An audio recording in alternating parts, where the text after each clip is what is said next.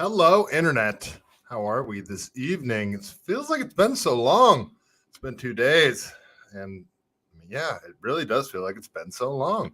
I like doing this every night. It feels like I get to connect with the community when I do this every night. And it makes me happy. I get to talk to you guys. Wally World, thank you so much. I appreciate it. I don't know. You guys keep congratulating me and telling me stuff like that on about getting on the ballot and running for office and stuff. I don't know why you're congratulating me. I don't know why I'm doing this. I'm out of my mind. But you guys know how the show goes. Scarlett wants to say hi to you guys. So, all right, fine. You want to say hi? Do you want to actually jump? Okay, all right. How are we doing, everybody? Scarlett wants to say hello. All right. Let me we gotta check and make sure we're streaming on all the platforms, Scarlett. All right. Okay, you want to give me a high five? Can you give me a high five? High five. Come on.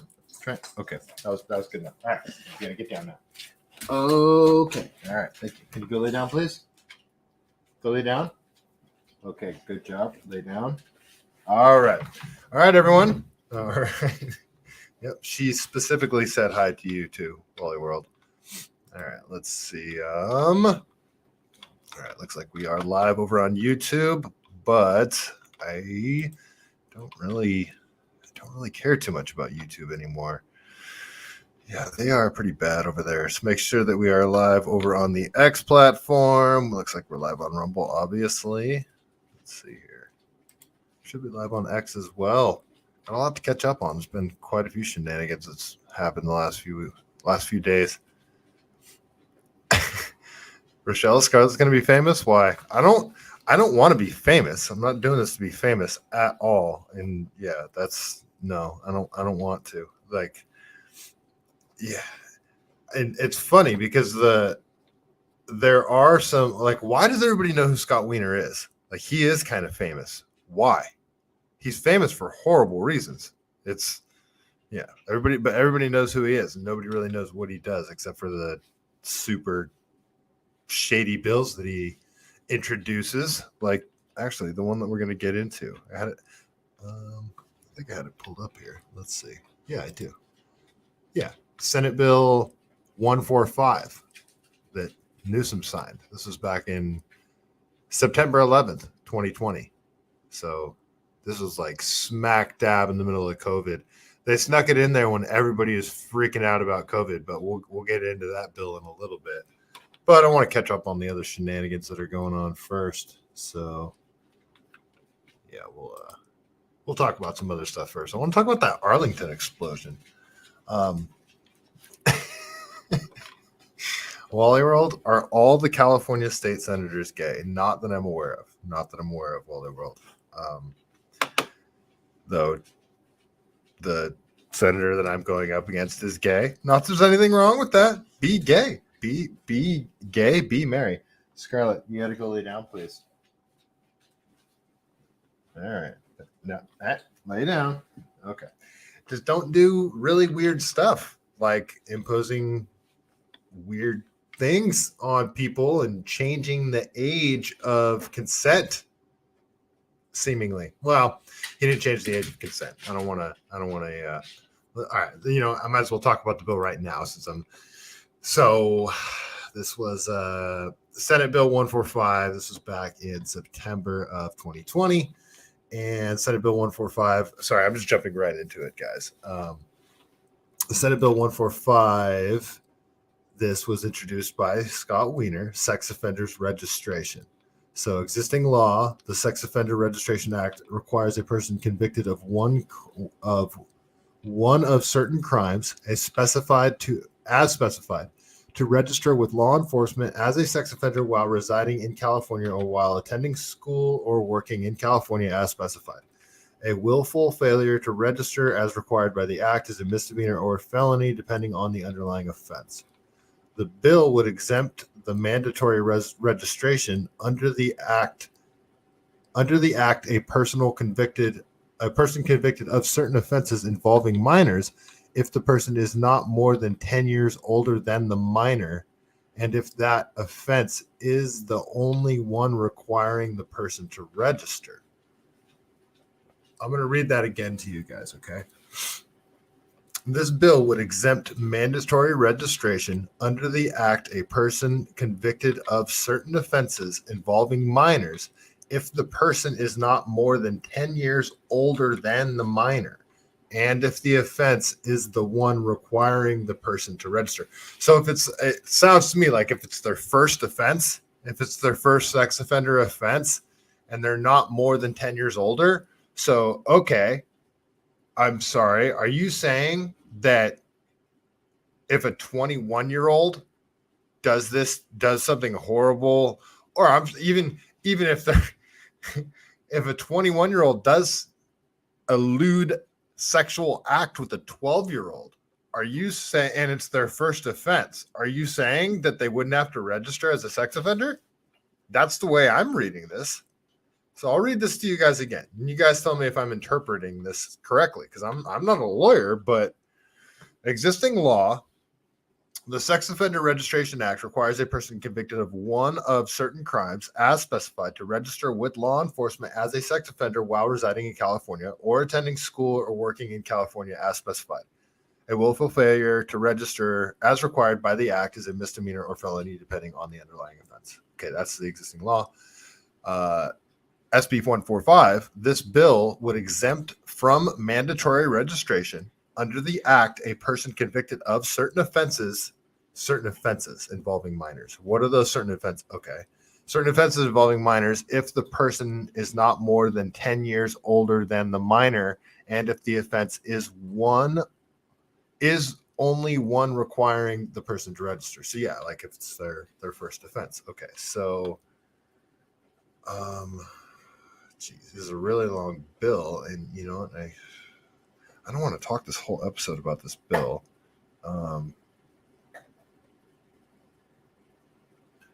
Rochelle, you thought the child had to be 14 and the offender had to be 24. Well, yeah, there's a lot more in this bill, and I don't want to read the whole thing, but I should get into at least the first part of it. So, let me scan through, see if something jumps out at me really quick.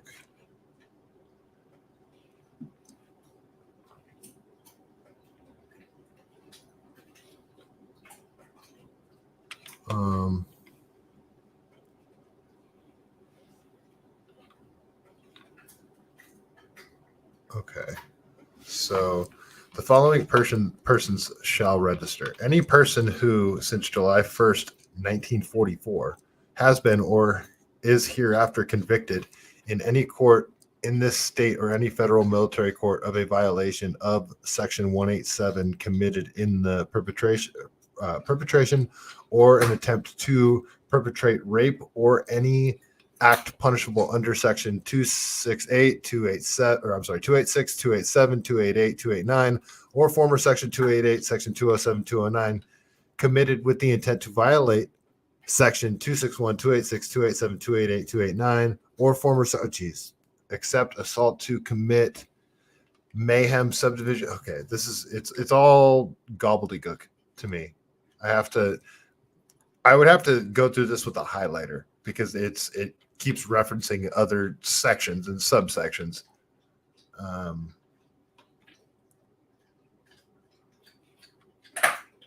What the? Scarlet! All right, she's chewing on something that she's not supposed to. Hold on really quick. What are you chewing? What is it? Scarlet! What are you doing? Okay, go. Come on, up. Go in there. Go.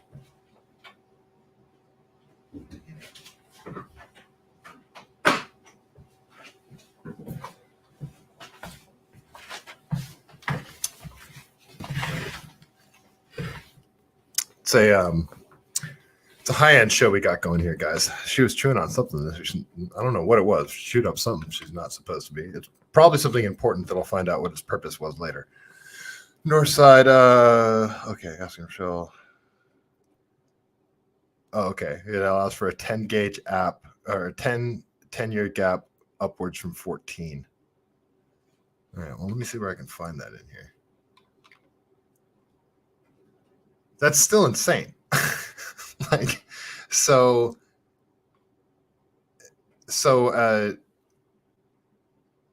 a 23-year-old could do whatever with, a 15, 14, 16-year-old, and they don't have to.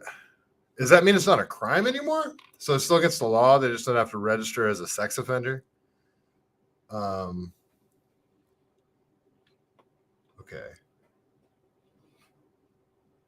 Okay, here it is. So shall not be required to register if at the time of the offense the person is not more than 10 years older than the minor, as measured from the minor's date of birth to the person's date of birth, and the conviction is the only one requiring the person to register. This paragraph does not preclude the court from requiring a person to register pursuant to section 290.006. I'm not seeing the person's. I'm not seeing the part about 14 years and up. If you guys say it's in there, I believe you, and I'll find it when I'm not live. But yeah, I'm not seeing it in here. Like, just reading the first part of it, it sounds like there is no, but I mean, I believe you. But that doesn't make it better to me. I mean, I guess it's, I don't know. This is why. Why did they need this build to do this? That's a huge gap. 10 years? I've never dated anyone 10 years younger than me. What's the youngest I've dated someone 5 years older than me. I dated someone 8 years younger than me. But that's it. That's the oldest, 10 years. And that was, not that long ago. So it's 10 years at that age that's insane. So I mean, the oldest the 10-year gap person would be 27. So that 27 to a 17, that's insane. This is insane. Okay. So that's the kind of stuff that I'll be up against, guys. They're putting forth bills like this, and they're putting tons of money, and like, everybody agrees that there's a homeless problem, right? Everybody agrees that there's a fentanyl problem, a drug dealing problem, a crime problem. Left, right, everybody seems to agree that those are problems. We just disagree on how to get there. But if we all agreed like those are the most important problems, and I think everybody does agree that those are the most important problems, why are we putting forth bills for these types of things? What are you busy doing? This is insane. This is madness. Where are your priorities? This is just insane on its face, but then with all the other insane madness facing California, this is what your priorities are? It's just insane. It's insane to me. It's absolutely freaking bonkers. I don't understand these psychopaths. Let me jump back over. All right, yeah. So so even if it is 14 up, it's still just an insane bill. That's just one of the things. Like there's so many bills that they passed, that actually passed, that Newsom signed, that are just like involving kids, bills involving kids and parents. It's, the state getting involved with the lives of families. It's, just stuff I'm not down with. Stuff I'm not down with at all. So, all right. I'll continue with stuff, but if you guys got any questions, I said earlier, I put it out on a tweet. If you guys I don't want to change the format of the show. I'm still going to do the same stuff, talk about the stuff that I want to talk about, the stories that I want to talk about. I'll still go off on tangents and stuff like that. But if you guys ever have like policy position questions for me, I don't like going off on super long back and forths on Twitter. I just don't like doing it. I don't like. Plus, notifications now are just too insane for me to try to like find it. It's impossible. So like going and with how much I have to text and write back and forth now, it's too much. It's too much to try to go back and forth on a thread to try to explain my position on something, especially if it's nuanced and people are misunderstanding me. So it'll be a lot easier if you just want to ask me a direct question while I'm live streaming. I'll be happy to just think about it and tell you what I think, like right off the bat. So yeah, if you guys ever got a question, just throw it in the chat and I'll be happy to answer. Unfortunately, if you're watching over on Twitter or the X platform, I don't monitor that chat. There's not a good way to do it yet. Maybe once they have a better way where I could actually pop out like a separate chat window from Twitter, because I don't know of a way to do that right now. I don't think there is a way. I tried to find one, but yeah, I can't pop out a separate chat window, so I don't have a good way of monitoring that chat. Yeah, so if you have a question and you want me to answer it, hop over onto the Rumble chat. You can do the YouTube chat as well, but nobody hangs out over there really. Sometimes there's a couple people over there. Danger, you like to hang out over there, and yeah, quite a few people actually. But yeah, I like it when people hang over on Rumble. So ask me a question if you'd like to. Trying to think if there's really any updates about the state senate thing. I got all the signatures I needed. I turned them in. The filing fee was paid. Yeah, I paid the filing fee. I turned in all the signatures. Let's see. Well, I'll get your question in a second. I paid the filing fee, got my forms to get the signatures. I went out and I only got 7 signatures over what I needed. And the thing was, everybody that I got a signature from, I had like a conversation with, and you could tell that they're voters. You could tell that they're registered voters. They knew stuff. Everybody that signed my form asked me questions. The last guys that signed my form were the most interesting ones that I'll talk to you guys about. I talked about it a little bit earlier, but I turned the forms in, and since I only had 7 signatures over what I needed, I wanted to get more because everybody is telling me they're going to cancel them. They're going to cancel a bunch of the signatures is what everybody is saying. Even the clerks were telling me that. So I go in and turn my signatures in, and they're like, well, hey, we can just verify them if you don't mind just waiting around and hanging out. I was like, okay. So I just sat there. I waited like 45 minutes. They called and they verified all the signatures, and yeah, I met my requirement, took my oath. It's go time. I guess this is happening. This is really happening. I guess I'm really doing this. So, Wally World, what is my district like? Super liberal, any conservative parts? Yeah, there's totally conservative parts. Santa Cruz obviously isn't, but we have a lot, like there's a lot of farmland in my district, like a lot of farmland. Yeah, Watsonville, part of Salinas, not a huge part of Salinas, but Prunedale. Actually, Prunedale might be cut out. The district is really weird the way they mapped it out. It's huge. It goes all the way down to San Luis Obispo. It's giant. SMS Pirate, how you doing? Nice to see you here. You're happy I'm doing this? I'm terrified I'm doing this. Not really. I'm not really terrified. What do I have to lose? I'm already canceled. I'm literally doing this for a job. You guys think I'm doing this because I'm some like noble person or something. It's not that at all. I need a freaking job. That's all. So yeah, I always tell you guys the job pays really well. Like if I got that job, I'd be stoked. It'd be the highest paying job I ever had. And how many politicians do you hear that are stoked about the pay of the job? Like that's the reason so many politicians are corrupt, is because they want to do all these back alley deals or whatever.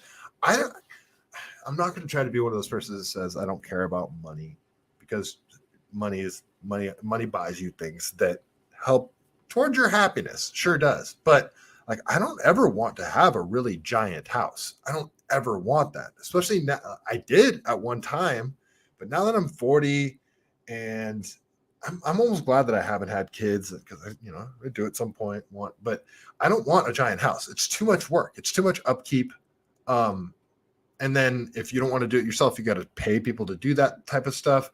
I want just the exact size that I need. And I actually like having, like my workspace, for example. I don't like having a giant workspace. I like having a really organized, tight-knit workspace, all that kind of stuff. So anyway, there's a long-winded way of saying that, yeah, I would be totally happy with $127,000 a year. That'd be freaking great. North side, let's see. What if I get elected and then make me wear a mask? It's not happening. No, there's no way. Don't trigger me, Northside. I don't play. I won't go into whatever venue there. No, it's not happening. I'm not putting a mask on ever again unless it is in a surgical environment. But I don't even think I should then. Like I never did before. I've had surgeries. I never had to wear a mask before. No, you guys are jerks. SMS pirate. I should care about the money. It is validation in this society.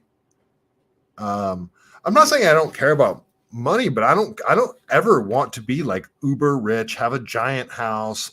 I have no if everybody that gets rich goes out and buys a brand new fancy car. I don't even think I ever want a brand new fancy car. I would dump tons of money into my old stupid cars just because that's the way I am. I would pour way too much money into my 1979 Chrysler and my 1970 AMC station wagon. Like I'm just weird. So it's funny too, because being a politician, it looks better if you're like a family man and you have kids and that type of thing. But when you have a family and you have kids and you have a home and stuff, you have something that the cathedral can go after. Yeah, I'm going to sound a little tinfoily right now. They're going to come after me. They don't like the dirty, unwashed jumping in there and trying to be policymakers. They don't like that. Well, the fact that I'm not married, I'm not rich, I don't have a giant bank account they can go after, I don't have investments that they can tank. I'm not saying there's nothing they can take from me, but I'm in a better position because I'm single and don't have kids, that kind of thing. Rochelle, let's see. I'm not. Why you keep trying to tell me to do the Magic Mike stuff, Rochelle? I worked at a strip club for a bit, not as a stripper. I was a bouncer. Yeah, that was the worst job of my life. Rochelle, fall not call. Oh, sorry. Yeah, no, I got it.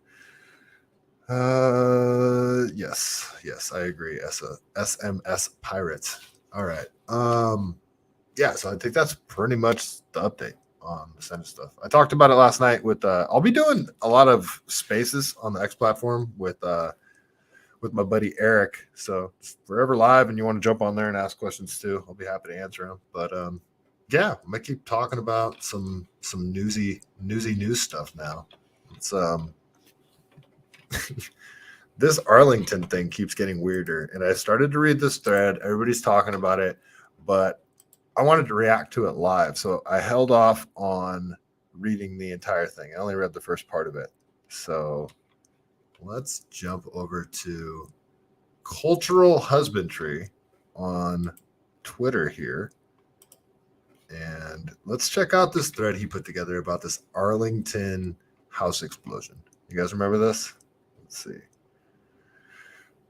Thanks, Pirate. I'm just going to call you Pirate, okay? It makes it easier for me. Appreciate it. All right. So you guys remember this house explosion, right? That happened a few days ago over in Arlington. Let's watch this really quick.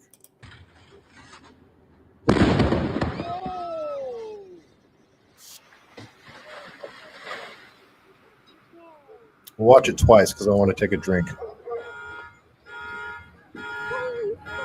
A non-alcoholic drink. I don't drink alcohol. Oh.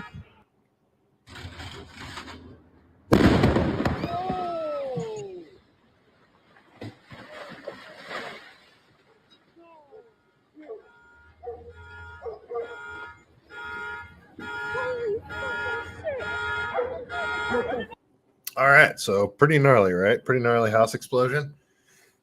And right off the bat, people were sort of going nuts over this one. Because, oops, sorry, I didn't mean to do that. There was a lot of things that were just weird about the whole thing because it was while this happened while the cops were conducting a raid. So, all right, this is a thread from Cultural Husbandry. Let me get into the view I like here. All right, that's better. Okay, so Cultural Husbandry says, remember that house that just blew up in Arlington? Well, things are not exactly as they seem. Hang on, here we go. So he says, Let's go step by step. This house was owned by a man named James Wu. Where was James Wu's house? 844 North Burlington Street, Arlington, Virginia. Who is James' father? James Wu's father, Ki Hong Wu, American University CIA cutout, wrote plan to retake North Korea with biogents for president of South Korea in this picture. Okay. Okay, so he's got a picture below. Who is James Wu's mother? James Wu's mother, Annie Shin Yu, U.S. State Department / CIA, Voice America lead broadcaster for South Korea division of U.S. propaganda mouthpiece Voice of America. So this is why I'm doing this for the first time live, because this is just, I love it. This is just, if you guys are new here,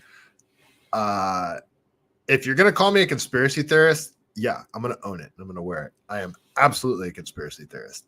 And I think conspiracies are fun. Okay. So if you bring a conspiracy my way, doesn't mean I'm going to believe it, but I'm definitely going to listen to it. And I'm going to entertain the idea, because conspiracies are fun for the most part. And I've always found them fascinating. But this isn't a conspiracy. So he's just pointing stuff out, and you'll have to vet all this information that he's saying right here. This is just some random account on Twitter. All of this could be made up stuff for all I know. The thing is, we have Grok now. We have Grok AI, and we can ask Grok AI if they can fact check this stuff for us. And that AI is only going to get better. So we're going to have a lot more tools going forward to know what is accurate information. So anyway, I'll continue. Just wanted to explain my tinfoily nature for a little bit here. Okay. All right. So I'll start with the James Wu's mother thing again. James Wu's mother, Annie Shin Lu, U.S. State Department / CIA, Voice of America lead broadcaster for South Korea division of the U.S. propaganda mouthpiece, Voice of America. So, okay. Who was James Wu? James Wu had a long career, but his most notable job was head of global information and physical security at Global Crossing. What is Global Crossing? It was espionage central and an international spying apparatus that is still in operation today. Who funded Global Crossing? Gary Winnick funded the company in 1997. Is Gary Winnick still alive? Gary Winnick died on November 4th, exactly 1 month. This is getting better. Exactly 1 month before Wu's house exploded. Okay. Who sat on the board of Global Crossing?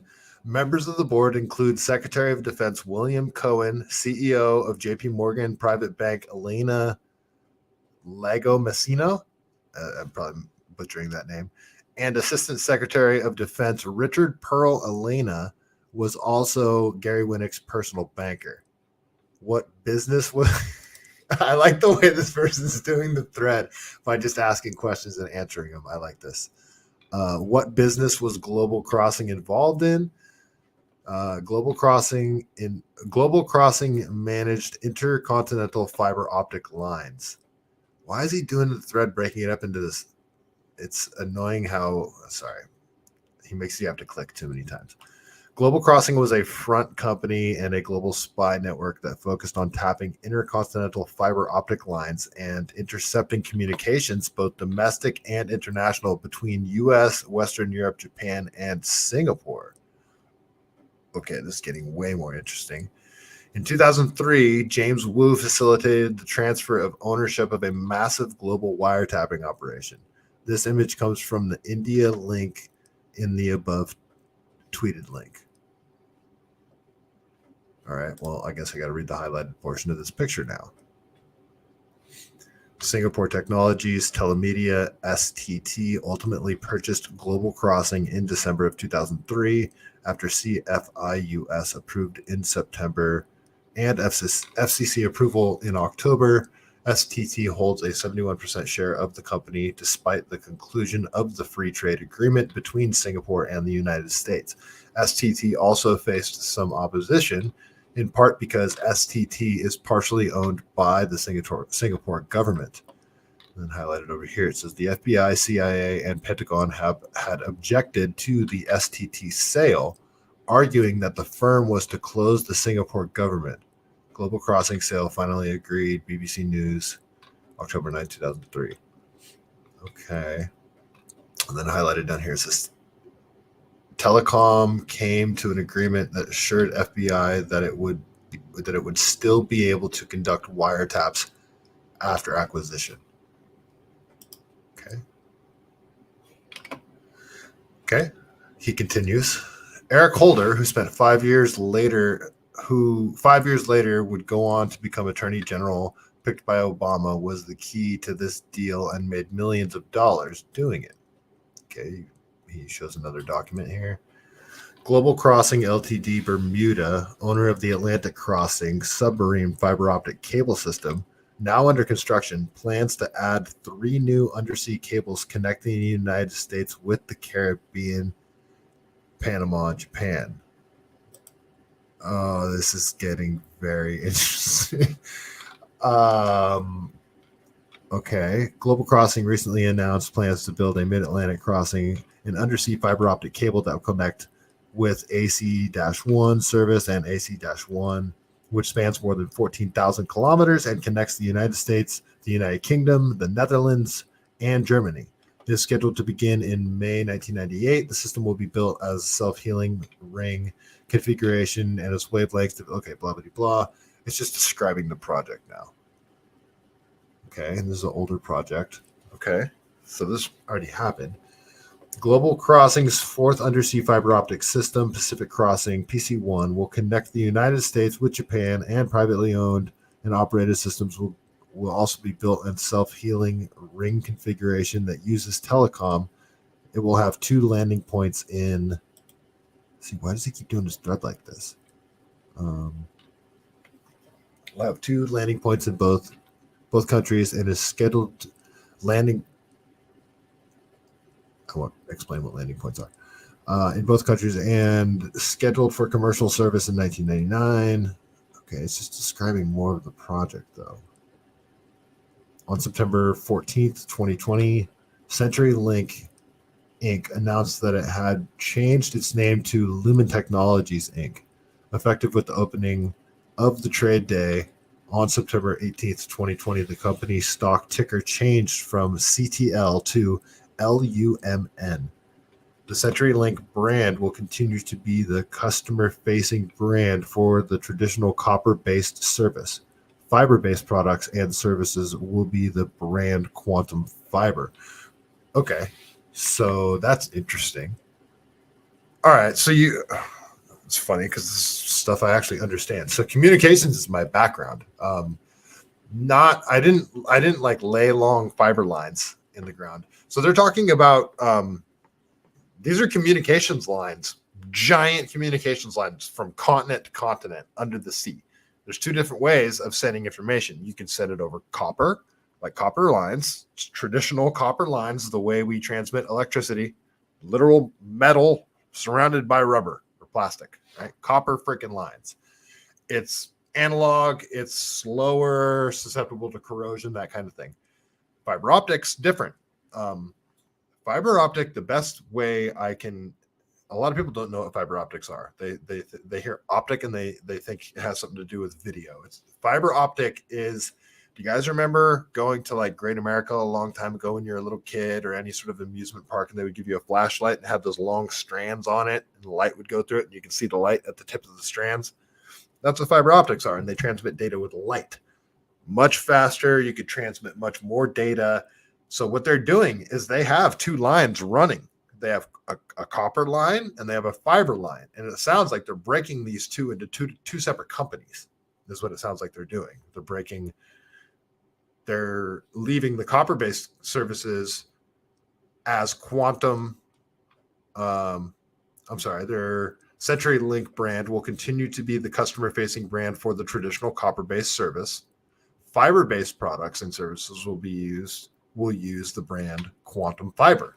So they're breaking it into two different companies, it sounds like.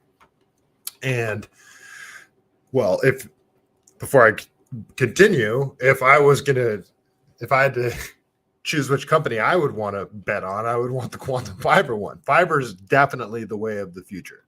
Fiber lines are the way to transmit data, hands down. It's just a way better way to do it. Okay. I'll continue reading. Let's see.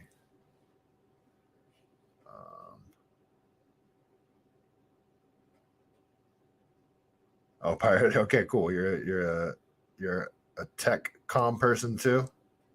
All right, cool. All right, so he continues. The Kim Daejiang administration built up countrywide high-speed ICT infrastructure and fostered IT and venture business as the fortune source of the growth. In his inaugural address, he expressed a vision to South Korea to advise from the ranks industrial societies into the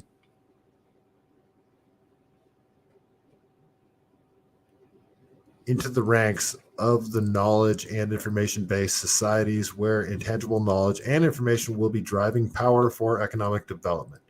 Today, South Korea is one of the most technologically developed countries in the world and has a well-connected cyber infrastructure which began to build and fostered under President Kim. Okay, what is he getting at? President Kim Dae.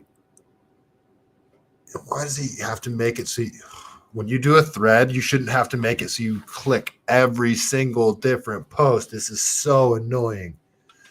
President Kim Dae-jung, in South Korea, who served on the National Committee in the Science and Technology before his election, approved $1.1 billion in funds for the nanotechnology research. Once in the Blue House, I guess that's okay. Once in the Blue House, he campaigned successfully to make his country a world leader in the application of IT and broadband communities, which it is today. I'm probably saying his name wrong, guys. Sorry. Kim Dae-jung, affection for TEIN, was manifested many times even after it was launched. At the European Parliament in 2001, the fourth summit of ASEM and Copenhagen, Denmark in 2002, and many other occasions, his convictions about cyber infrastructure became only stronger, more specific, and more realistic.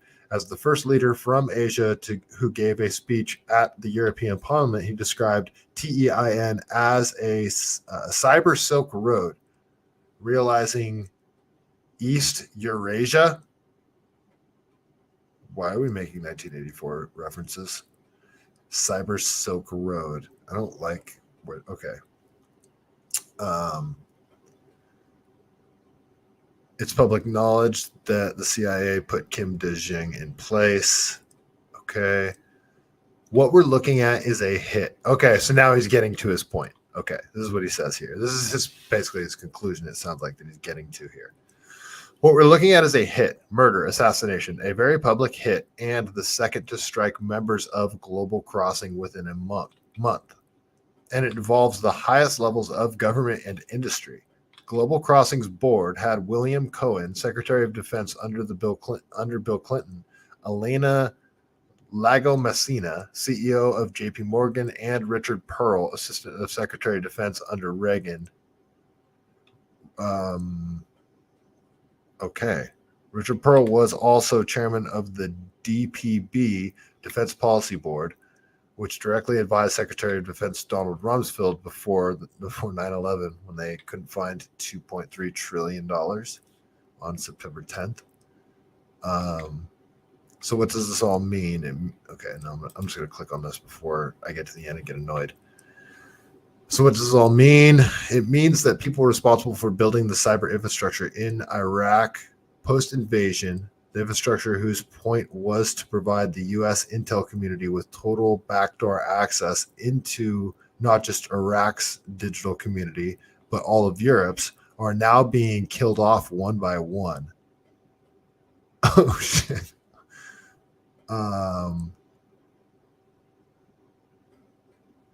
Okay. And he continues with espionage is a dirty game. Be kind to your neighbors. And he just shows a screenshot of the explosion. Okay, so he's just okay. So that was a really long-winded way. Okay, all right. So, Pirate, you've been talking a lot here, friends. Casey Martin, what's up? Casey Martin, you just missed the whole thing. I'm going back and reading all your stuff now, Pirate. Let's see. Sounds like you had already read this thing. Oh, okay. Your best friend from 87 to 2001 was Jimmy Diamond's main squeeze at JP Morgan. Okay, that's kind of crazy.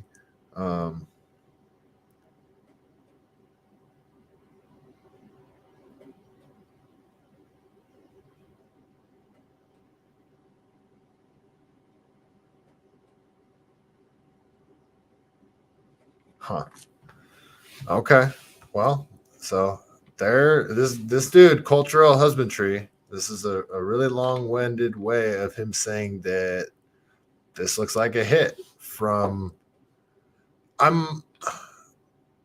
but who did from who though? Is this from but this seems like this isn't a hit from the intelligence agencies, is what he's saying. This seems like it's like a corporate. Well, I guess the intelligence agencies seem to be intertwined with this global crossing. Okay, so I think I need to dive even deeper into this one, but okay, so that's interesting. Yeah, this is a whole this document here that is fairly long. I just don't have time to read, but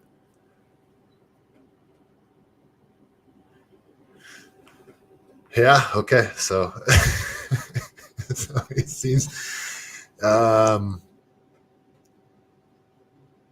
yeah, I want to know more. So did they help create this infrastructure and there's something secretive about it and now they need them all to disappear? Um, this dude was like posting from his social media after though. So like this is from oh man, now I'm gonna need to click back out like a million times, huh? I am. So annoying. Oh, that's frustrating as hell. See, yeah, if you're gonna do a thread, don't do it. So threads are dumb now because like the only reason people did threads on Twitter before is because you had a character limit. So you'd hit your character limit and then continue your thread. Well, now you have the show more thing. So if you're going to do a thread, you don't do it so you have to click show more on every one of your continued threads. You can write as long as you want on Twitter now. You don't even need to do threads. The only reason to do threads now is if you want to talk about something and have a link, and then talk about something and have a link, and talk about like that's the only reason to break something up into threads. And if you're going to do that, don't hit the character limit where you have to click show more because then it sends you down the freaking tunnel. It's so annoying. It's just hard to track. Now I have to back out like a million clicks to get back to the beginning. I know sorry. I'm just sorry. I'm getting all boomerish now. All right. So this is from one of my favorite accounts on Twitter here. This is from Real Unsweet D. She says somehow someone using James Wu's account was claiming to be him and commenting on the news blast of him on YouTube. So he's like, he was after he was apparently dead. Somebody was using his social media and commenting on it. So that was weird too. So Casey Martin, yeah, I have I did a really long thread that way. A really long one where I documented the 2020 fires because I have so much footage from the CZU lightning complex fires back in August 2020. I lived really close to where the fires were and I stayed after the evacuations and I got a bunch of footage and it's kind of a long, like a week-long experience where I just stayed here and yeah, I got a lot of gnarly footage and I made a really long thread about it. And if you use the Thread Reader app, to unroll it, it's a really good way to go through it. It takes like an hour to get through that thread. Took me forever to put together too, and like nobody looked at it. It's funny. The stuff that I put a ton of work into usually doesn't go viral, and then the stuff that I don't expect to go viral freaking takes off. Oh, you were there too? Well, guess you're a local, homie. Yeah, it's that was a rough time for a lot of us up here in Santa Cruz Mountains. That was a rough time. So yeah, that whole thing with Mr. Wu. Is it Mr. Wu? I think it was. Or you. Sorry. Yeah. So that whole thing is really weird. I wonder. Well, he's saying it was a hit. So who was using his account after? That's the question. Northside, you met some of the well drillers that saved some neighbors up at Bonnie Doon. Yeah, that might have been the dudes that were calling them. I think they're calling themselves the Last Chance Crew, because there's like the Last Chance area out of there. A bunch of them boys stayed behind and were saved a bunch of homes.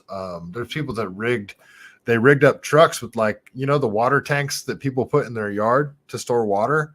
People emptied those out, put them up onto their truck, then filled them back up with water, and they would drive to the top of the hill, hooked a hose up to them, and they would do gravity fed. I mean, there's a guy that brought his freaking helicopter up here on a trailer. He drove a freaking helicopter up here. It was the way the community came together up here was nuts, because all the fire departments up here are volunteer too, like the Boulder Creek Fire Department, the Felton Fire Department, and the Ben Lomond Fire Department. Boulder Creek Volunteer Fire Department saved Boulder Creek, like downtown Boulder Creek. From my understanding, you guys will have to fact check me on this, but from my understanding, CAL FIRE told Boulder Creek Fire Department to leave for evacuations because I think they were gonna let the town burn, essentially. Fact check me on this. This is just rumors that I've heard, but I I heard that the Boulder Creek Volunteer Fire Department told CAL FIRE to shove it, and they stayed behind and basically saved Boulder Creek.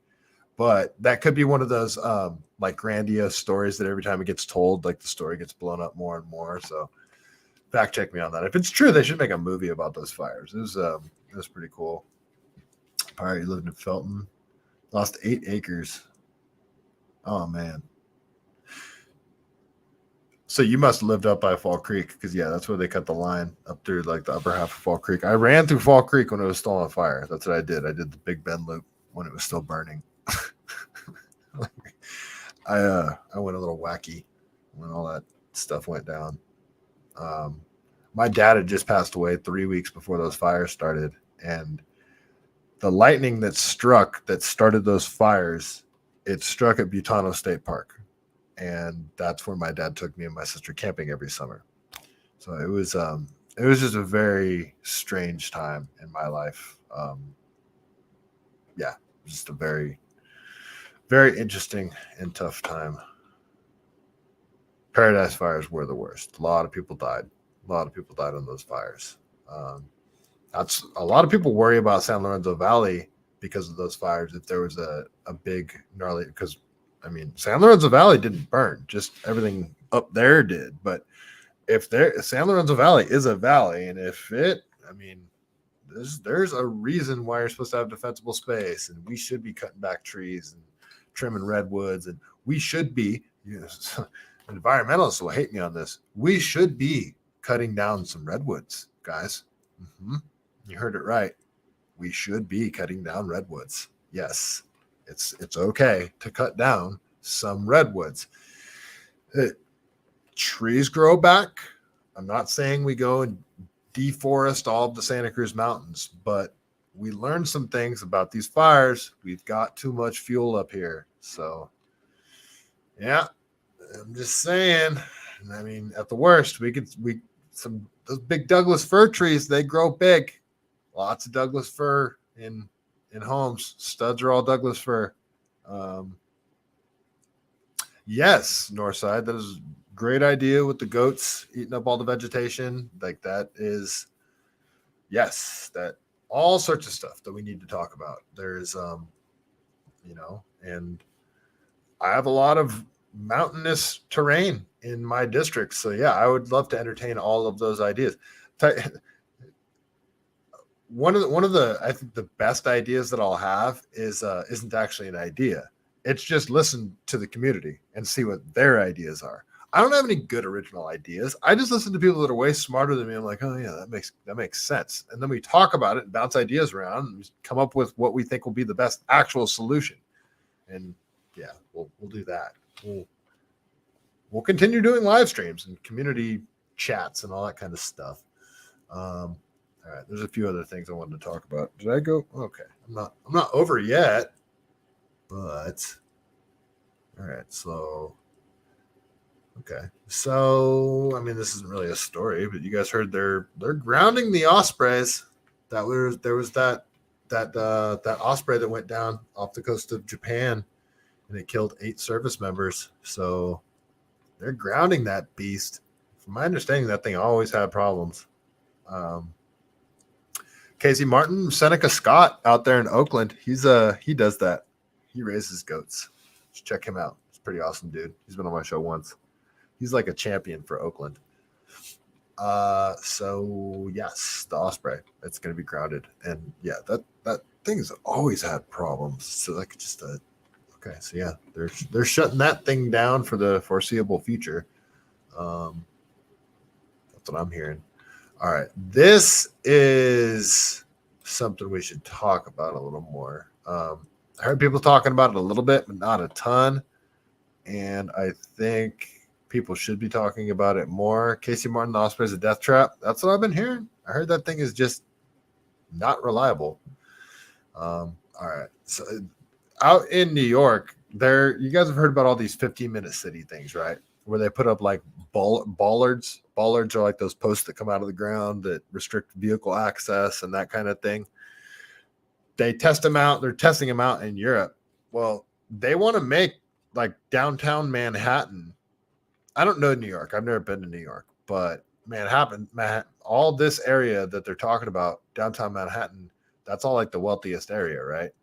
They want to charge like a tax to be able to get in and out of there, like a toll to get anywhere in and out of there. They don't want vehicles going in and out of there. So listen to crazy ass Kathy Hochul talking about it. I can't stand this lady. This lady is up there with news jobs that we have in the region right here in Manhattan. So I know there's going.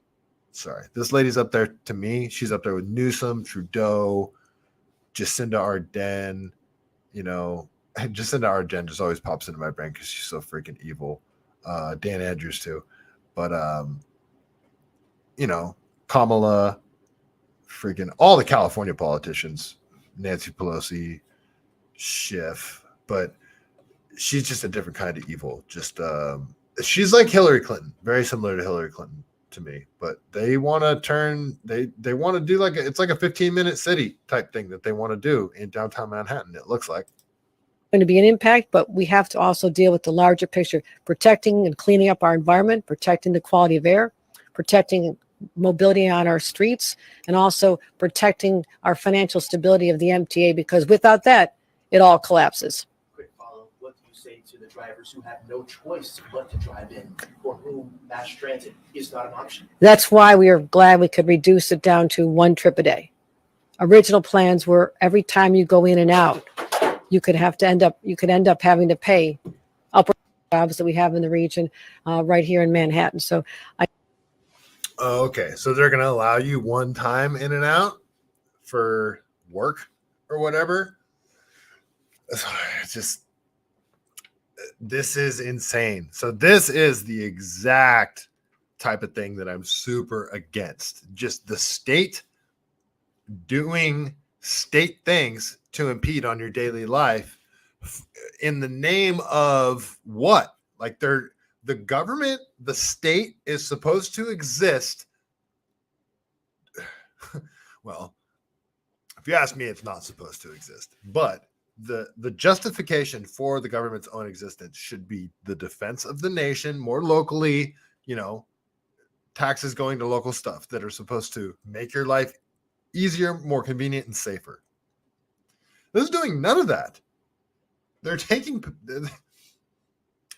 the fee that they're going to be charging people to do this is what? Supposed to fund the whole thing? And it goes back to priorities too.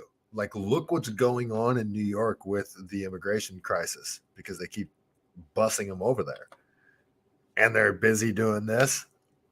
It goes back to my priorities thing that the politicians do not care. Everybody knows what the biggest problems are. And then they're busy addressing stuff like this that is a non-issue that's just, oh, let's do this. Okay. Yeah, it's so freaking annoying. I don't understand like how people aren't more upset about this kind of stuff. Okay. I posted this a couple of times because it triggered me so much. This is all right. Now we'll actually talk about some California stuff because this is the epitome of the California voter. Confiscatory punishment. I don't think I've ever heard that phrase. Let's see.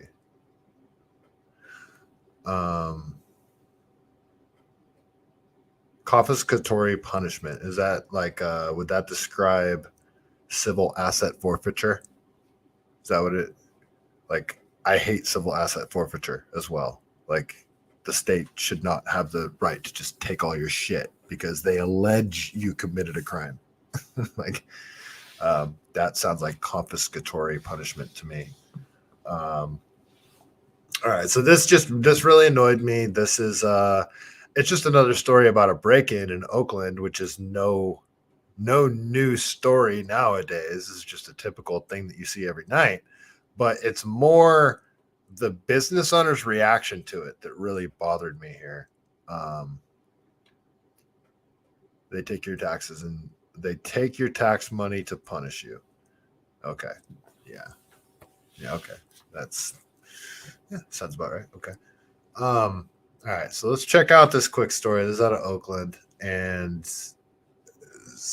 the way the guys broke in is actually the story itself is gnarly. So yeah, just watch this because they stole the freaking car from the police impound. Like so the story itself is gnarly too, but that's not the biggest part of the story to me. The biggest part of the story is the owner's reaction. So let's check this out. It's like a 2-minute video. And caught on camera at a local construction company in LA's Glassell Park. Several thieves are involved, and tonight that owner tells us he's frustrated. This whole strip has been broken into. Our neighbors have broken into 4 times. These guys just got broken into 2 months ago. What are we supposed to do? We're a small construction company. Ryan Bagley, the latest victim on this Glassell Park street, to get burglarized by several thieves. So many, it's hard to count. So notice he said he's been broken into several times, multiple times now. All right. So, and he seems like, just looking at him, talking to him, decent, reasonable dude, right? Like, these are people that I would run into on a job site. I think he owns an electrical company. I think that's what it is, an electrical company. So these are guys that I brush elbows with every day. Well, not anymore, but at my previous trade, these guys that I see on the job site, guys that I have to deal with. Reasonable, level-headed people, tradesmen that know how to do stuff. Watch where he turns into a completely illogical, irrational person. And I'll pause it when we get there. As you watch them file into and out of Bagley's business, Delta Construction and Electric. They smashed into our gate over there, smashed our gate into here. 15 dudes come pouring in. Delta security cameras capturing the destructive mayhem about 5 a.m. Wednesday morning. The getaway car, this blue Kia Soul, Bagley says, was stolen from LAPD's impound yard. The cops just knew that it was from the LAPD impound because of the chalk mark on the window. Like, how insane is that? They stole the car from the impound yard. Like, this is just so ballsy and brazen. Like, the police are so outnumbered and overwhelmed with the amount of crime that's going on in Oakland that the criminals do not give a shit. They're just, sorry, Shelly. They are just going wild. And this is, I'm sorry, guys, this is organized crime. This organized crime. This is a 2-stage process involving lots of people. They took the vehicle from the police impound, and then they went and committed other crimes with it where they coordinated and met up together to commit said crimes. This is organized crime. people just like accept this. This has become normalized. It's freaking insane. Sorry, we're not even to the part I wanted to talk about yet. Kia Soul taking out a gate so the hooded suspects could make entry. Hi, you are currently being recorded. Inside, they took whatever they could carry, including music equipment. So they took his guitars. Like that freaking crushes me because I'm not even a big guitar player. I putz around on the guitar, but guitars for musicians hold extreme sentimental value, especially if it's a guitar that's been passed down or given to you by some. Like, guitars have insane sentimental value. Some guitars that it may not even be worth a lot, but the person that owns it just loves the way it sounds, and looks like they stole like 3 or 4 of them, and that's just rough. Equipment Bagley and his brother, former band members, stored inside. You can hear the alarm and spot a guitar. Stole 6 of our guitars, a bunch of studio mics and stuff like that. Rustled some stuff out, some construction on our construction side. They stole a bunch of tools. Thousands of dollars worth of valuables, demolished doors and gates. Bagley says the alarm company woke him at 5:03 a.m. when the break-in was still underway, and he managed to get there even before cops. But the suspects were gone. I came in ready to rustle them out of there and just be like, I wanted to at least take down a few of them. His business now boarded up, and Bagley is fed up with the break-ins and elected officials. I voted for CaliBased. I voted for Biden. I voted for Gavin Newsom. I'm sick of it. It's like at some point you have to give me a reason to vote for you again, or just. Okay, there it is. Did you guys catch it there? I voted for CaliBased. I voted for Biden. I voted for Newsom. Okay, why are you admitting that? And then he follows it up with, at some point you have to give us an excuse to vote for you again. What?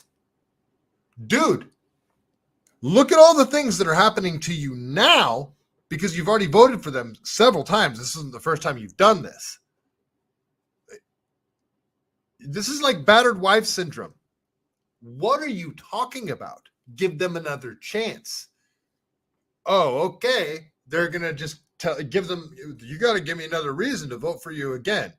After you have allowed my business to be destroyed, the cops didn't even show up. And if I were to go there and tell everybody to freeze and hold them at rifle point, and if somebody tried to get up or come at me and I shot them, you would arrest me. Like, you guys might think that this is heavy-handed or that I'm being harsh here. Because of the degree of lawlessness that we've reached, I feel that that man should have been able to roll up and give one warning and start opening fire. Drop it. I am a firm believer that you should be able to defend your own private property with the use of force, up to and including deadly force. I firmly believe that. These people are stealing your livelihood, and the police aren't going to do anything about it. What is a citizen left to do? You're a sitting duck at this point. It's not like you want to go out there and commit violence. Nobody wants to do that. But at a certain point, you have to defend. If they broke in and you were there and they were there to actively hurt you, is it okay to defend yourself then? It's just the state makes it so impossible to defend private property and even yourself. Fortunately, there is still castle doctrine here in California, but it's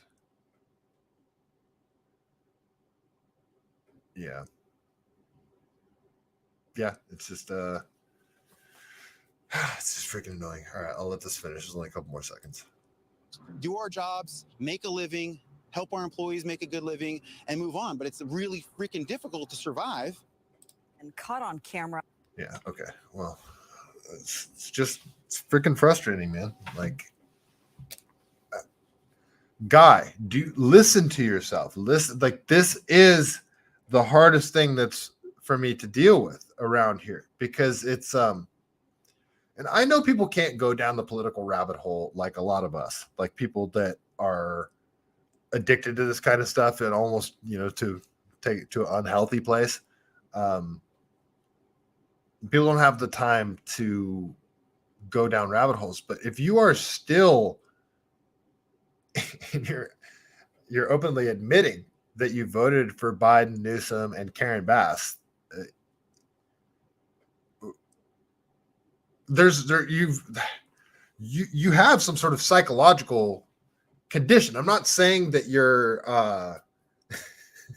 like you're sick in the head or something like that, but you are suffering from some sort of like traumatized reaction. It's like you've been so heavily abused by your state that you keep looking to your abuser to stop the abuse.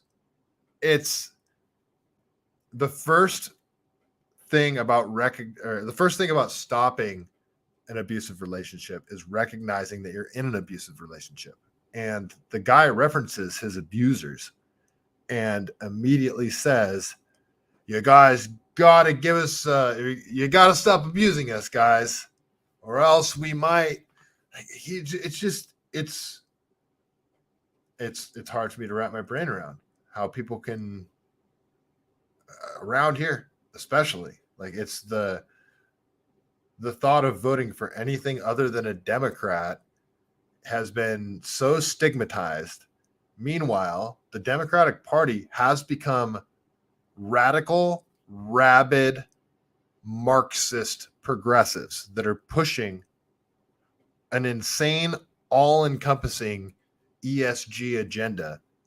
And everybody can see it that's looking, but there's still people with this sort of cognitive dissonance that refuse to recognize it and keep looking to the same people that are pushing all these insane policies that are causing these exact problems. So it's, this is the defund the police movement in action. You guys already know how I feel about the police.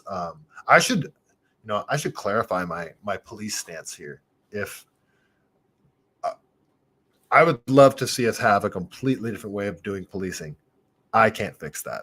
I can't redo the way policing is done, so I have to work with what we have. So if it were up to me to help tackle this from a policing standpoint, I'm going to move budget money around. I'm going to take money away from these NGOs, these non-governmental organizations that are claiming to go out and help the homeless problem. I'm taking money away from those, and we are giving more money to the police. And a lot of people are going to hate this, especially you ANCAPs out there. Yes, I would treat it as if we had a private police.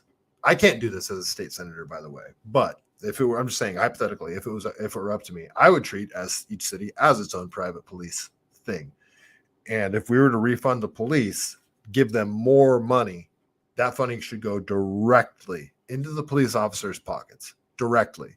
Police officers should be paid a shit ton more. I'm not talking about a small pay increase. I'm talking about at a minimum a 25% pay increase. I'm talking closer to a doubling of pay increase. That. On top of that, 1 day a week is training.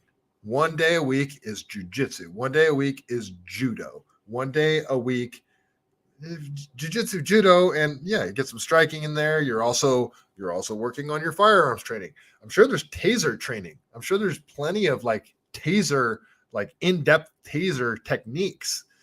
Training once a week. So pay them more, train them more. Yet you're going to need less officers out there. Also, if certain agencies start paying their officers more, that's going to attract the super cops. There are badass dudes out there that just want to be super cops, and that's what they do. They get off work and they go train. Those are the guys that you want. You want high IQ. What they want now as cops, what they're breeding is they want lower IQ cops that will follow orders and do what they're told. That's the opposite of what I want. I want high IQ, high paid cops that have a good moral foundation that are badasses and have this, even guys that have a bit of a hero complex and want to go out there and just, jump in the middle of shit. Not piss and vinegar authoritarian types, but people that genuinely want to help people and, brave, strong men. Anyway, that's my whole, no Aikido. Definitely no Aikido. So gets the Steven Seagal out there. Go ahead, punch me in the face. Yeah, Steven Seagal's the worst. Oh, he's hilarious though. You ever heard what's his name? Tom Segura. Tom Segura stand up when he impersonates Steven Seagal. It's the best. You guys should look that up. Tom Segura stand up, Steven Seagal. It's the best. All right. I think there's one more thing I wanted to talk about really quick before I get out of here. Yeah, I do actually. Well, there's actually a couple more things really quick. So this Home Alone thing was I'll just talk about this for like 1 minute. So I guess you remember in Home Alone when Macaulay Culkin goes and Kevin McAllister goes and purchases all the stuff from the grocery store. Apparently back in the day when he went and purchased all that stuff in the grocery store, it was less than $20. It was like $19. It was $19.83. And he purchased a half gallon of milk, half gallon of orange juice, a TV dinner, bread, frozen mac and cheese, laundry detergent, cling wrap, toilet paper, a pack of Army Men, and dryer sheets. It cost him $19.83. Last year, the same grocery list cost $44.40. That was just last year. Get this, guys. And this year, it costs $72.28, nearly double from last year. You guys, that's insane. So this was from what? 1990. From 1990 all the way up until last year.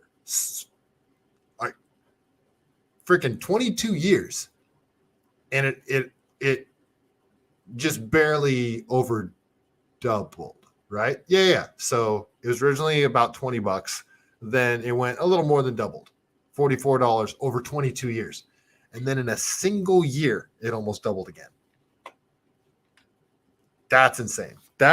So when Gavin Newsom throws out his inflation numbers, Biden throws out his inflation numbers, talking about how deflation's, when they say deflation's going down, it's not going down. The rate of inflation might be slowing. It's still inflating. It just might not be inflating as fast. Inflation's not going down, guys. So when I say that kind of stuff, these are the things that everyone's out there feeling it. This is the don't believe your lying eyes crap. Don't believe your lying eyes when you go to the grocery store and buy ground beef. Like the Kevin McAllister test. This is what we should be judging our inflation on. Every year, every Christmas, this is our test. The Kevin McAllister grocery test. This is it. I think this is to me, this is the most useful working class, middle class America metric for inflation. The Kevin McAllister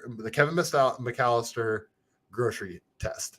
So 1990, it was $19.83. Freaking 2022, it was $44.40. 1 year later, $72.28. Freaking bananas. All right, there it is. There's your inflation right there. The Kevin McAllister grocery store test. We'll do it every year in December. So check back next year in December. We're going to see where it's at. You're paying almost $6 for 87 octane. Oh, you must be in California too. Oh yeah, Pirate, you paid $2.63 a gallon. Oh, poor you, $2.63 a gallon. I don't want to hear it. Yeah, gas here in California is banana balls. And I told you earlier, I have a 79 Chrysler with a 360 and a 4-barrel. I don't want to hear it, man. That is bananas. I can't even drive the damn car. Yeah. All right. So, oopsie doodles. And I'll go back to this. Oops.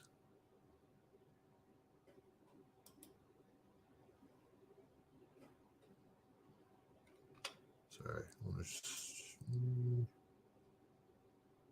Oh, okay. I guess I just stopped sharing. All right. Well, okay. So there's that. And then I guess I don't even need to share the screen. Actually, yeah, no, I do need to share the screen. Empty, guys. Sorry. You know what? Yeah, I don't care. I'll just go. We'll go an hour and a half tonight. Might as well. Just want to talk to you about the other couple of things.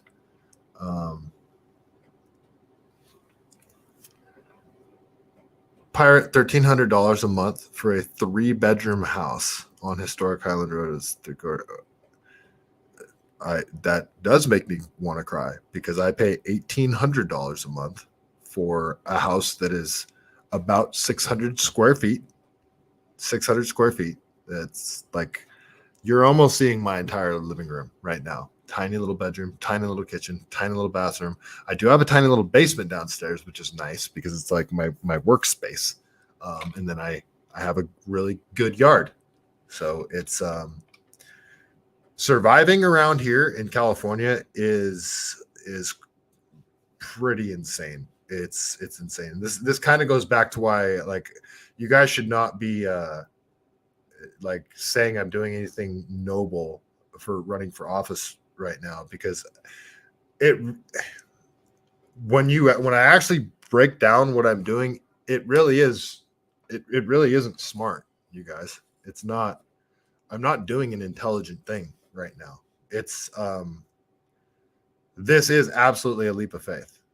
Like, I won't exaggerate to you guys. You guys know I've been out of work since February of 2023.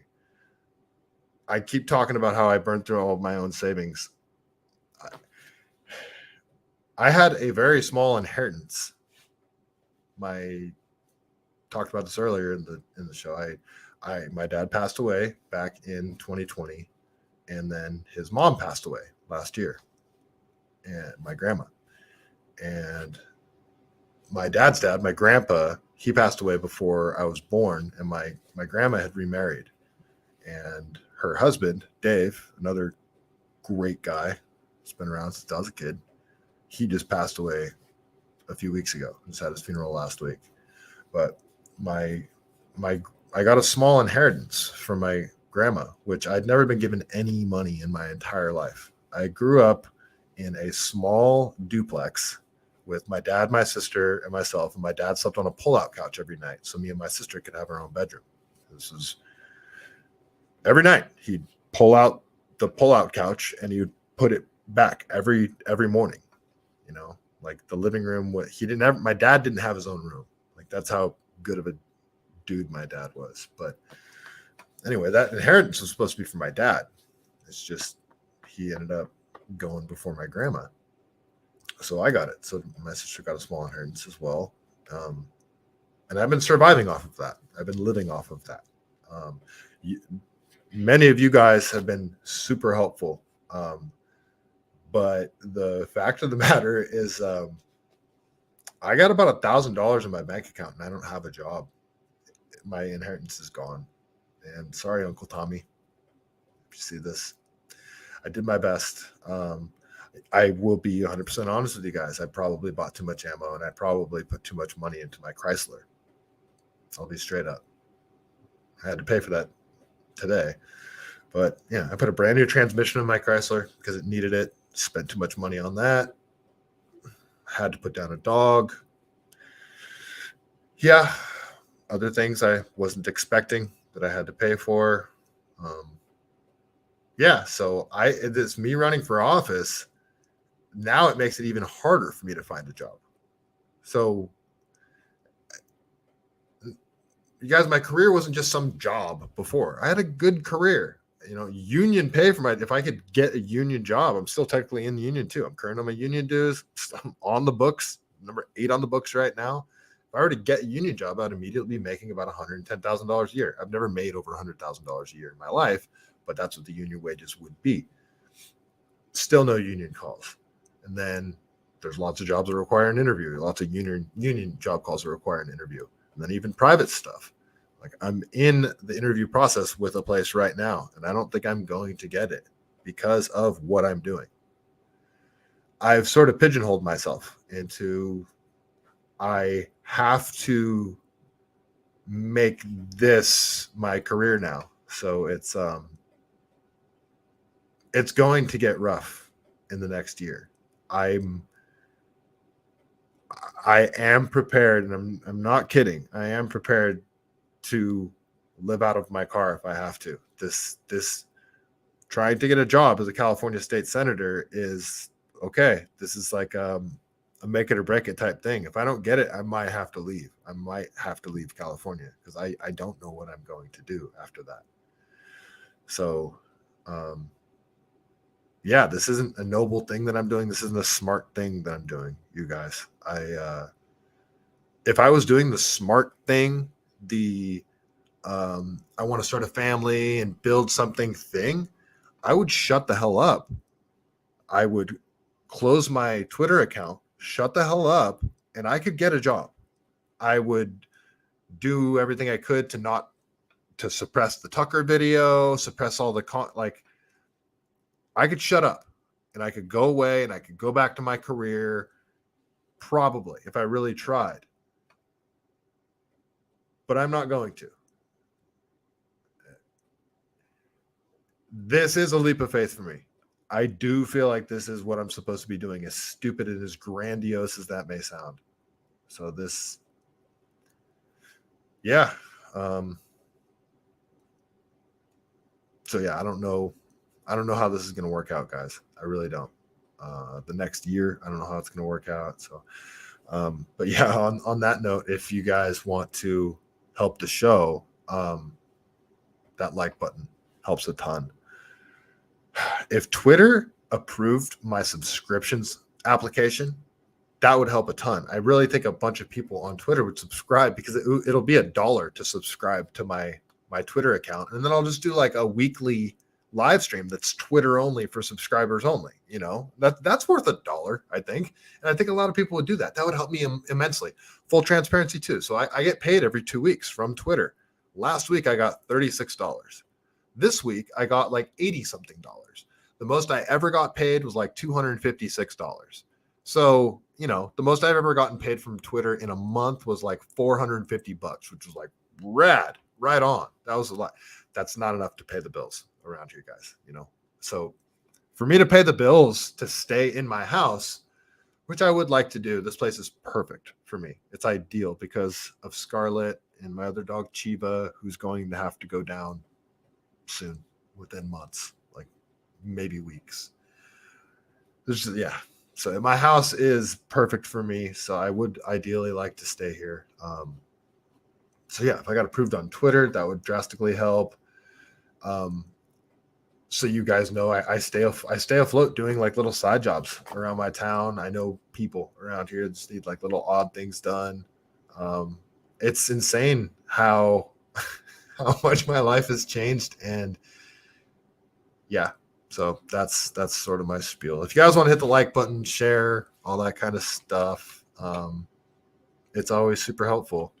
So yeah. All right.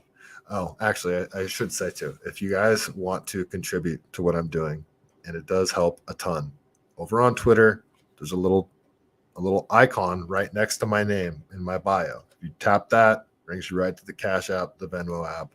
That's supporting the show. It's just supporting the show. It's just supporting my work that I'm doing that goes directly to me. I will have a campaign website up and running, all that stuff soon. And then campaign donations will all have to go through that website. So if you guys want to help keep the lights on, support what I'm doing here, keep me in the fight, that's the best way to do it. Through the links in my Twitter bio. But that single link in the Twitter bio takes you right there. Also, you know, Rumble rants, all that kind of stuff is a good way to contribute as well. So I love all you guys. It's the amount of support that I've gotten has been overwhelming, and it does actually seem like you guys recognize I'm trying to do something. I don't have this figured out though, guys. Like I don't have some grand plan here. This is just me this is me yelling at the clouds. It really is. I'm grasping at straws here. So I'm doing my best, but I don't necessarily know what I'm doing. I'm just full transparency here. So yeah, Casey Martin, thanks. Yeah, smash that like button if you get a chance. All right, I'll continue because I do want to. There was something else I wanted to talk about over here. Let's see. All right, so they're indicting Hunter Biden. It looks like, but that's not what I wanted to talk about. I want to talk to you about the Hoax Hate really quick. Oh, cool. I still have a couple more minutes. Sorry, my machine isn't responding here. Yeah, that's the thing too. I have equipment that likes to fail sometimes, so bear with me, guys. Okay, jeez. All right, so there is two more things that I wanted to talk to you guys about. What the heck just happened?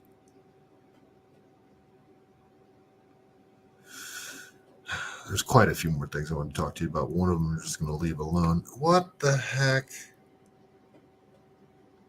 Yeah, every now and then stuff gets all mixed up. Where did the Hoax Hate go? This is frustrating. Okay, here it is. Okay, so this is worth talking about at least, or at least worth mentioning. So someone tried to burn down Martin Luther King Jr.'s birth home last night. Did you guys see this? So they were spotted by tourists and detained until the cops arrived, and they arrested her. And it was a black chick. So it looks like, so look here, this is the video of it. And I'm not saying it was a black chick because, to like blame it on black people. But if you're a black person and you're trying to burn down Martin Luther King Jr.'s house, what does that imply? It implies that you're trying to create a little mini false flag here. Like, what are you doing? So look, she's got a gas canister and she's dumping gas all over the house. Look at this. It's like, if you're going to burn something down too, it's like the dumbest way to do it. You're going to get gas on your shoes. You're going to spray it on yourself. This is how you light yourself on fire. Like, you're a dumbass. But yeah, so Hoax Hate. I don't know. I don't have any other details, but sorry, I got a cough, guys. I'm going to mute my mic.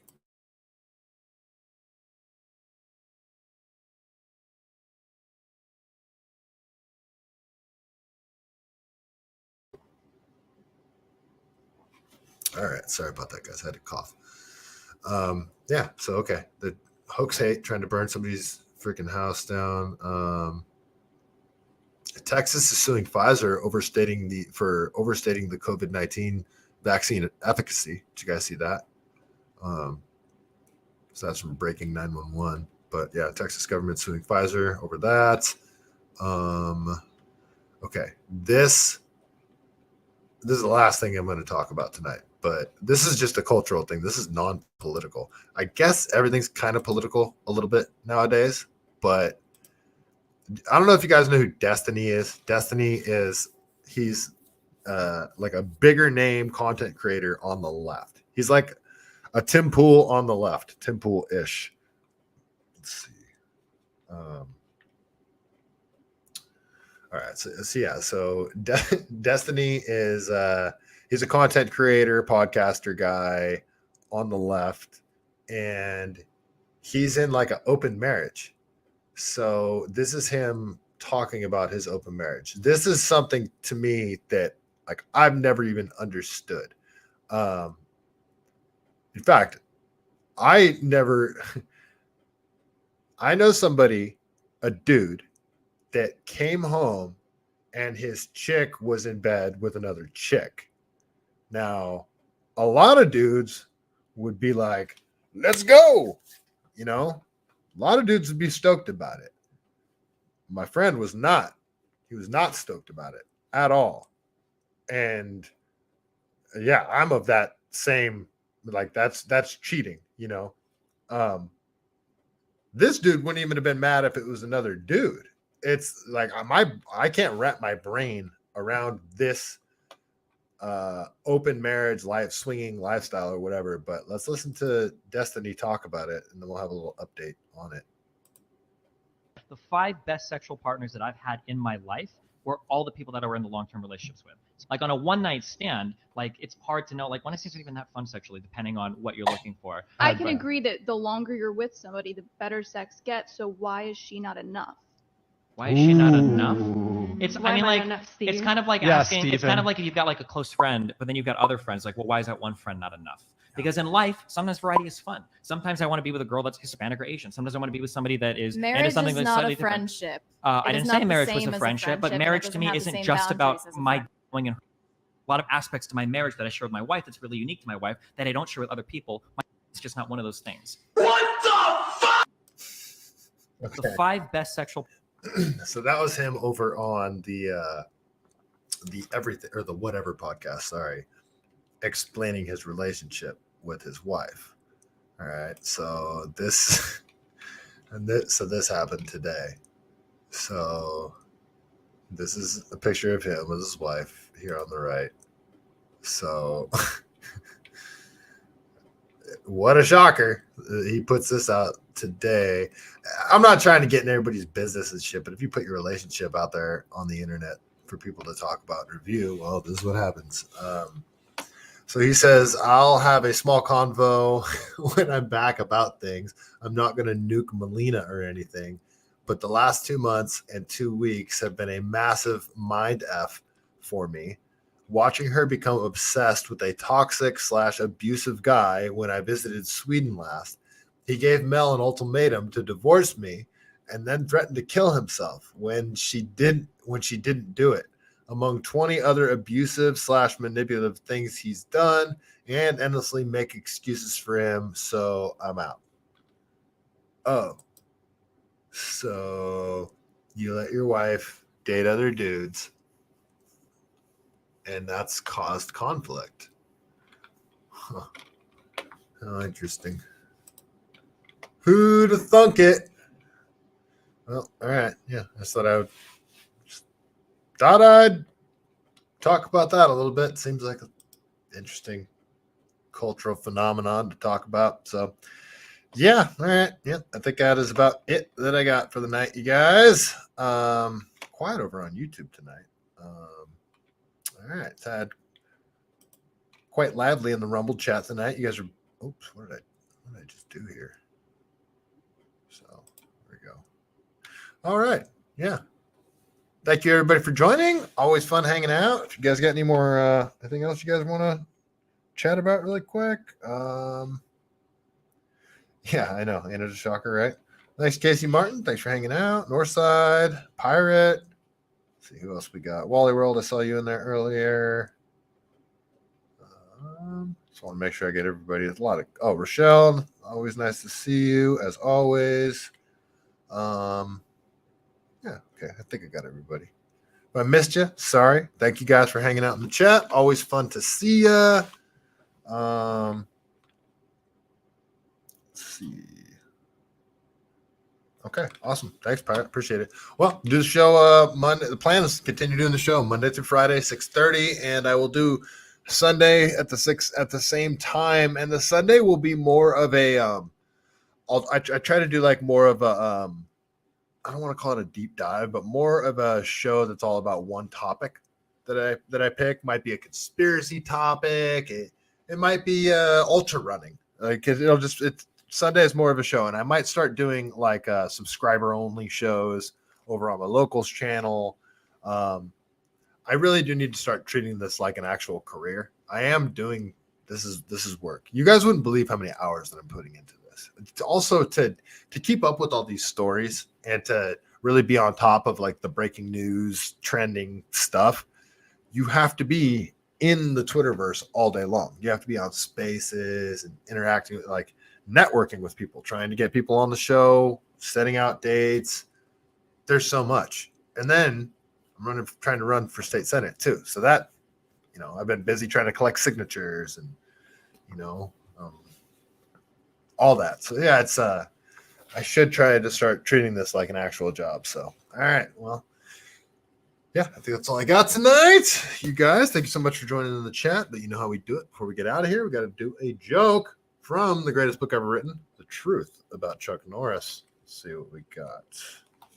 Okay. And I do have some pretty cool guests coming up. So stay tuned, you guys. Okay. All right. I like this one. There's a quick joke, quick one. Easy to read. So, hope you guys enjoyed the show tonight. I will see you again on Sunday. I might do a spontaneous stream tomorrow. I doubt it though, because I have my long run. I'm doing 15 miles tomorrow, and I'll probably be too tired to. I might do a Spaces. I might do a Spaces later tonight, actually. All right, here we go. Chuck Norris joke of the evening. Thank you so much for hanging out, everybody. You guys are the best. Chuck, when Chuck Norris gives you the finger, he's telling you how many seconds you have left to live. And on that note, stay CaliBased.